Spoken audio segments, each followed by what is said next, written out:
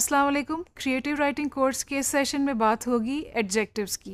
Adjectives वो अल्फाज होते हैं जो किसी नाउन को यानी किसी शख्स को, जगह को या किसी चीज़ को डिस्क्राइब करते हैं। ये बड़ी एक कलरफुल और इंटरेस्टिंग चीज़ होती है। जैसे हम ज़िंदगी में भी किसी के बारे में बात करते हैं कि हम कहते हैं कि वो बहुत चालाक है, या वो कंजूस है, या वो बहुत जेनरस है।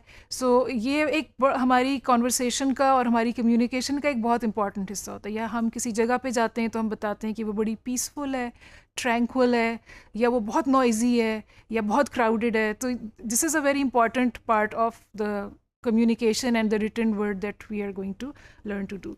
इसका मकसद क्या होता है? एडजेक्टिव्स का मकसद ये नहीं होता कि आप कोई फैंसी वर्ड्स यूज़ करें और अपनी वोकैबुलरी शो करें, लेकिन उसका मकसद ये होता है कि आपने नाउन को डिस्क्राइब करना है। अगर वो किसी छोटे और आसान से वर्ड से बेहतर हो रहा है तो you are going to select that.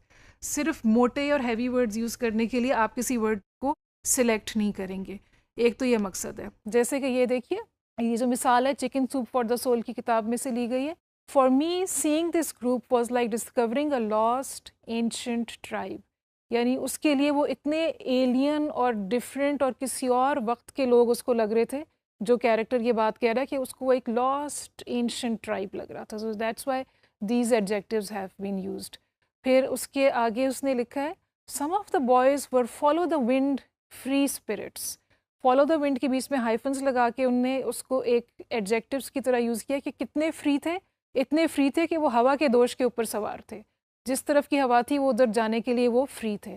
तो ये एक फ्रीडम का उनके और किसी बैरियर्स से बिल्कुल आज़ाद होने के लिए उन्होंने ये एडजेक्टिव्स यूज़ किए। और ये एक it gives you an impression and creates an image in your mind. That's a nice and good and useful way to use adjectives.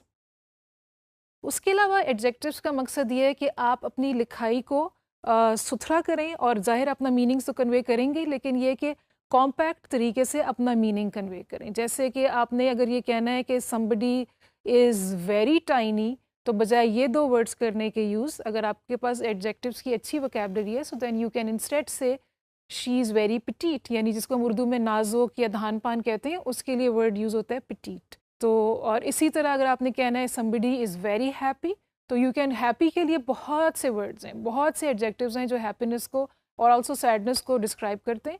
तो हैप्पी के लिए आप कह सकते हैं शी वॉज और ही वॉज इलेटेड और एक्सटैटिक, उसका जिस दिन रिज़ल्ट आया, या लॉटरी निकल आई, शी वॉज इलेटेड और शी वॉज एक्सटैटिक। तो इस तरह आप जो है, अगर आपकी वोकैबुलरी एडजेक्टिव्स की अच्छी है तो आप एक वर्ड में अपनी बहुत सा मतलब कन्वे कर सकते हैं। इंस्टेड ऑफ सेइंग वेरी, ये एक्सट्रीमली, वो ये लेज़ी राइटिंग की निशानी होती है, वेरी और एक्सट्रीमली का ज़्यादा इस्तेमाल। तो ये these are one of those words जो जब आप रीडिंग करें, अपने लिखे को एडिट करने लगें, तो ये वेरी वगैरह टाइप के वर्ड्स हटा के कोशिश करें कोई एक जामे लफ्ज़ इस्तेमाल करें जिसमें आपका पूरा मतलब कन्वे हो रहा हो। कुछ एडजेक्टिव्स जो हैं वो हमारी रोज़मर्रा का इतना हिस्सा बन चुके हैं और इतने यूज़ हो चुके हैं that they have lost all meaning. अब उनका कोई मतलब ही नहीं रहा, क्योंकि हम वो दिन में 1000 दफ़ा सुन रहे होते हैं। तो उनमें ना ओरिजिनलिटी रह गई है। और आपकी अगर आप लिखे हुए में यूज़ करेंगे, बोलने में तो एक बात है, अगर लिखे में यूज़ करेंगे तो आपकी लिखाई भी मीडियोकर और एवरेज सी नज़र आएगी। जैसे कि ऑसम, हमारी ज़बान में हर चीज़ ऑसम है। वेदर अच्छा है तो भी ऑसम है, माउंटेन्स की बात होगी तो भी ऑसम, खाना मज़ेदार है वो भी ऑसम है, और फूड, कंट्री, वर्क प्लेस, कोई शख्स, कोई कपड़े, एवरीथिंग इज़ ऑसम। अब ये जब मैं आपको बोल रही हूँ, आपको सुन के भी कोफ्त हो रही होगी कि ये बार बार एक ही वर्ड आई जा रहा है, ऑसम ऑसम। और इसी तरह if you don't have a vast vocabulary of adjectives, the reader will also feel bored and will be hit with monotony. वो यकसानियत का शिकार हो जाएगा कि ये क्या एक ही वर्ड बार बार आई जा रहा है। इसके अलावा डिस्गस्टिंग का वर्ड है जो हम हर चीज़ के लिए यूज़ करते हैं, या पथेटिक, कोई भी चीज़ जो ख़राब है उसको हम कहते हैं पथेटिक। यही सारी चीज़ें अगर ख़राब हों, खाना, जगह, शख्स, माहौल, हम कहेंगे ये पथेटिक है। हालांकि वो उससे कोई मतलब कन्वे नहीं हो रहा कि वो किस हिसाब से पथेटिक है।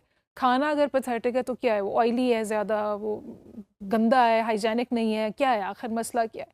So these adjectives are as good as no adjectives. ये कुछ आपको बता नहीं रहे हैं। यहाँ पे एक लिंक भी दिया हुआ है, इसी तरह के और बहुत से लिंक्स हैं जिसके ऊपर कि आपको अपने इंटरेस्ट के और अपने टॉपिक के मुताबिक एडजेक्टिव्स तलाश करने में सहूलत है।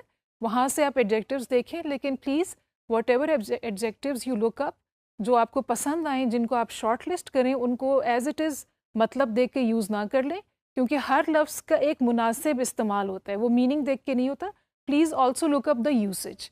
जैसे कि अगर मैं कहूँ कि वो कोई बच्चा जो है कोई गलत काम कर रहा है, तो बच्चे के लिए हम नॉटी का वर्ड यूज़ कर सकते हैं, ठीक है.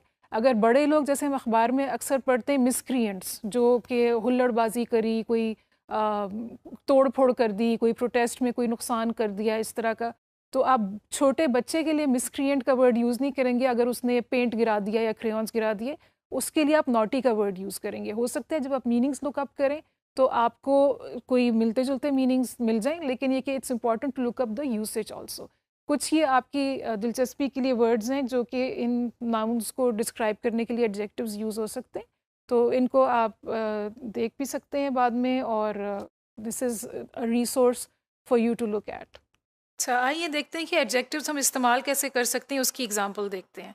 ये एक तस्वीर है, एक दरख्त है, और उसके लिए ये कहा गया है कि यहाँ पे इसके लिए एडजेक्टिव्स लिखें, और ये जो गिवन लिंक्स हैं उससे हेल्प भी ले सकते हैं. अब इसमें देखते हैं कि मैं अपनी मर्ज़ी के कौन से एडजेक्टिव्स लगा सकती हूँ.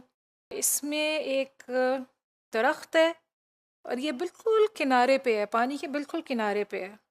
इससे मुझे ये लग रहा है, अगर मैं इसको, अगर ये शख्स होता है, इंसान होता और इसकी पर्सनैलिटी होती, तो ये बड़ा कोई बाहिम्मत इंसान होता. मैं इसका नाम सोच रही हूँ द डेयरिंग ट्री. और उसके अलावा इसके पत्तों के रंग चेंज हो रहे हैं, ऑरेंज हो गए हैं, इसके बराबर में जो है वो येलो है, और पहले हो सकता है ग्रीन थे. तो मेरा दिल चाह रहा है मैं इसको डायनामिक ट्री भी कह सकती हूँ, क्योंकि डायनामिक वो होता है जो चेंज हो रहा हो और ग्रो हो रहा हो और जिसमें बहुत सी एनर्जी हो. इस दरख्त में बहुत सी एनर्जी है, इसने पूरे सीन पे कब्जा किया हुआ है, तो इसलिए इसकी मुझे पर्सनैलिटी बहुत स्ट्रांग लग रही है, और उसके हिसाब से मैंने इसको एडजेक्टिव्स दिए, द डेयरिंग ट्री और द डायनामिक ट्री. एक और तस्वीर है, इसको हम क्या डिस्क्रिप्शन दे सकते हैं कि ये सनसेट का सीन है और ख़ामोश सा टाइम है. इसको, जो ख़ामोश और पीसफुल टाइम होता है या कोई भी चीज़ होती है, उसको हम सीरीन भी कह सकते हैं. इसके अलावा इसको पीसफुल कह सकते हैं, लेकिन पीसफुल का लफ्ज़ बहुत इस्तेमाल होता है, इसलिए हो सकता है मैं इसको ना रखूं. कंप्लीट टाइम है ये. कंप्लीट का लफ्ज़ मैं इसलिए यूज़ कर रही हूँ क्योंकि इसमें इतने सारे रंग हैं आसमान में, दिन की फीलिंग भी आ रही है, शाम की भी आ रही है.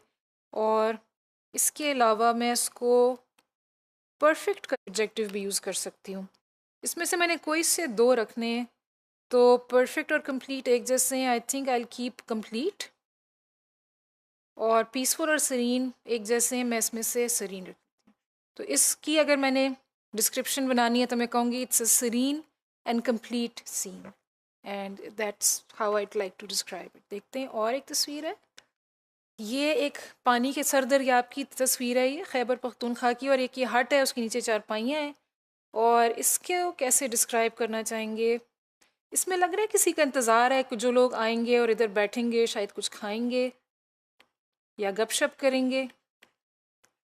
एक उम्मीद है यहाँ पे, तो इसलिए इसको हम एक्सपेक्टेंट सीन कह सकते हैं. उसके अलावा जो नेचर से मुतालिक सीन होता है परफेक्ट सा, जिसमें कोई मैन मेड चीज़ें ज़्यादा ना हो, उसके लिए हम इडिलिक का एडजेक्टिव भी यूज़ कर सकते हैं. और जो बहुत ही कोई तस्वीर की तरह परफेक्ट सीन हो, उसको हम पिक्चरेस्क भी कह सकते हैं. आम ये लफ्ज़ इस्तेमाल नहीं होता, ज़्यादातर शायरी वगैरह में होता है.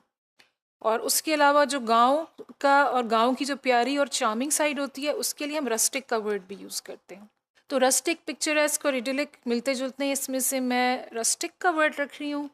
और एक्सपेक्टेंट, क्योंकि इससे ये पता लगेगा, जब हम एक्सपेक्टेंट कहेंगे ये सीन एक्सपेक्टेंट है कि आगे कुछ होने वाला है, ये सीन अभी तो बहुत क्वाइट है but something is about to happen, so this will make a good story. An expectant and rustic scene, ये कुछ तरीके हैं जिससे एडजेक्टिव्स को आप इस्तेमाल कर सकते हैं और देख सकते हैं कौन से आपके मीनिंग को कन्वे कर रहे हैं. इसमें से गलत या सही कोई नहीं है, सिर्फ यह है कि कौन सा आपके मीनिंग को बेहतर तौर पे कन्वे कर रहा है.